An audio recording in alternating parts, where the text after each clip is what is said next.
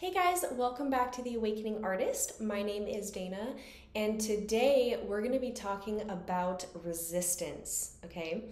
Understanding the two different types of resistance, and I'm going to lead you through a really simple and easy meditation process that you can use to learn how to identify the two types of resistance that we're going to talk about, and ultimately how to choose the most aligned actions so that you don't get overcome by the resistance.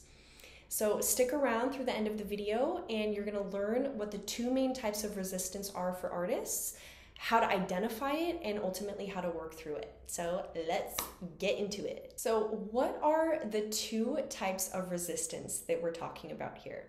So the first, to put it simply, the first type of resistance is resistance that's trying to alert you that you are going the wrong way, that there is a dead end, that how you are proceeding is not in your highest alignment, okay?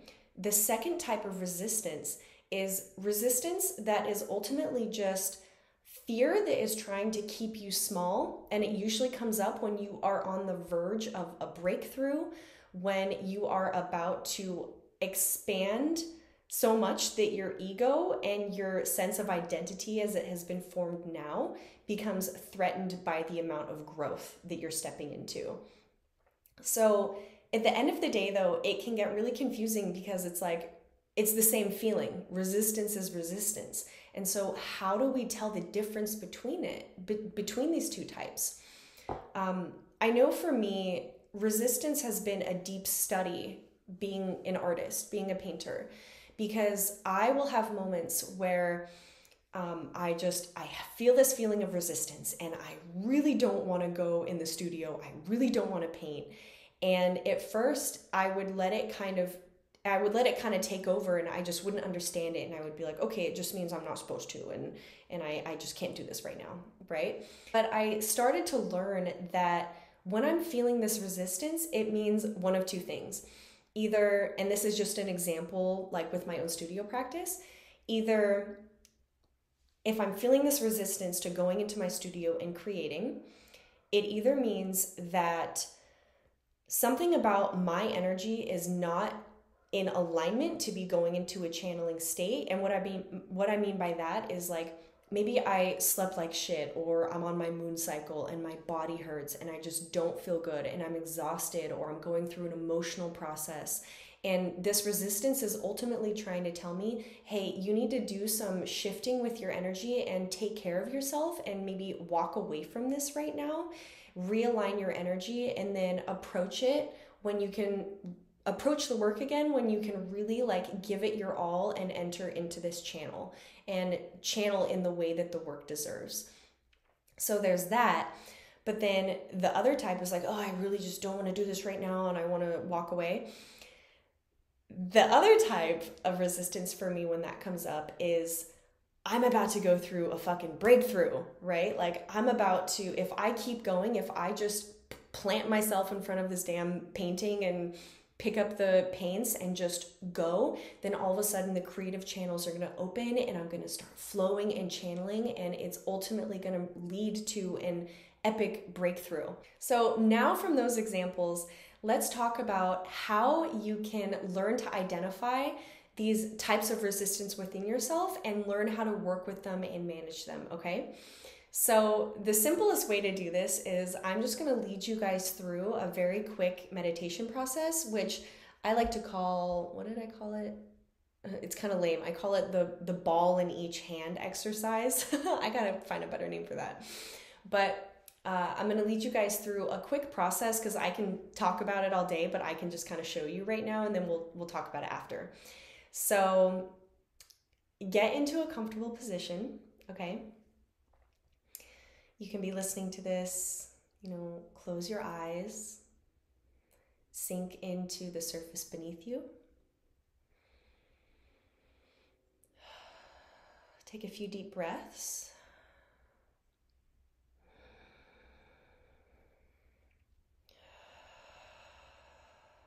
Connect to your heart. Connect to your grounding cord, Your grounding cord is just the cord of energy in the base of the body that tethers you to the earth. So sink into your grounding cord, your grounding center. If it's kind of unclear what that means, just feel yourself melting into the space beneath you. Feel yourself becoming grounded, okay?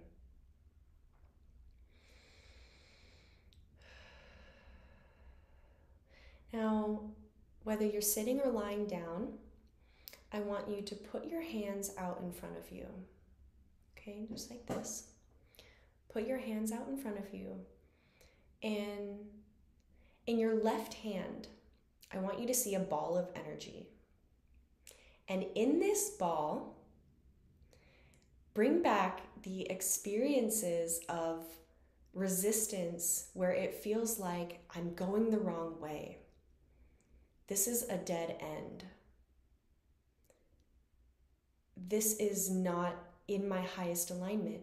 And this doesn't necessarily have to be from a creative process that you've had. It could just be a relationship, a career choice, a move that you've been involved in. Anything where you felt resistance come in and tell you, hey honey, you're going the wrong way. You need to reevaluate.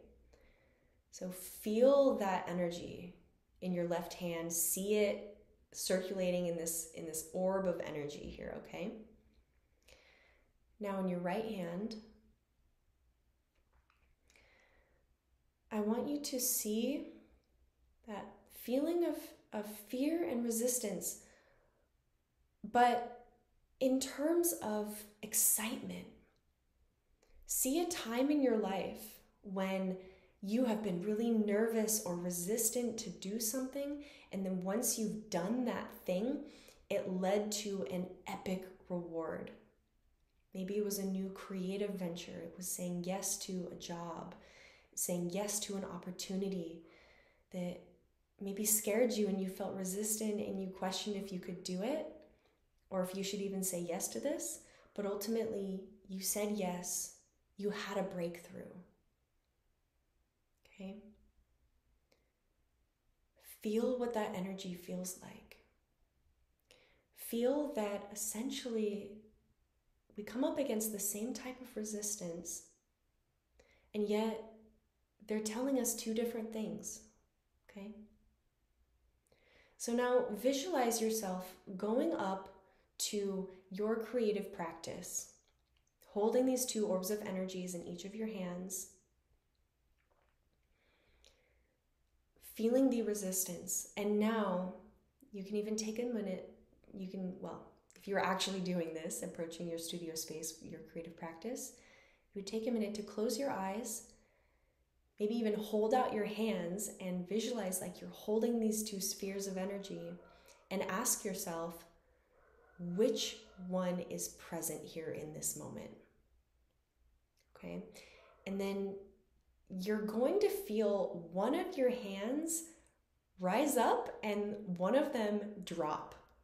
It's pretty trippy when you ask yourself this question. So, which type of resistance is present here?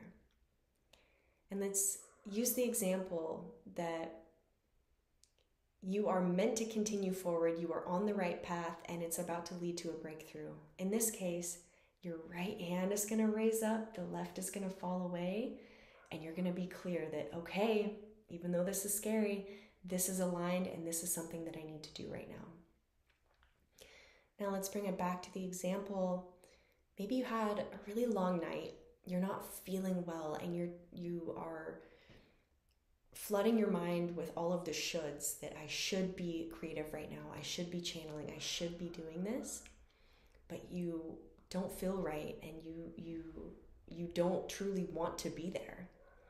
Okay, so see yourself approaching maybe your work in that space. Now asking yourself, okay, putting your hands up, which type of resistance is present in this moment? Maybe you see the left hand raise up and the right hand drop away. Now this does not mean anything negative. This is a good thing. This means you're learning to identify what your body, what your being, and what your vessel truly needs to consistently sustain your creative practice. Okay, so if that happens for you, honor it and say, okay, thank you. Then that's the time you walk away and you go and you take care of yourself and you realign and you do what you need to do. So then you can come back to it. So now you can just see these orbs of energy kind of dissolve and dissipate. We're coming back into the body. Okay, so sinking back in, feeling the support of the surface beneath you again. Taking a couple of deep breaths.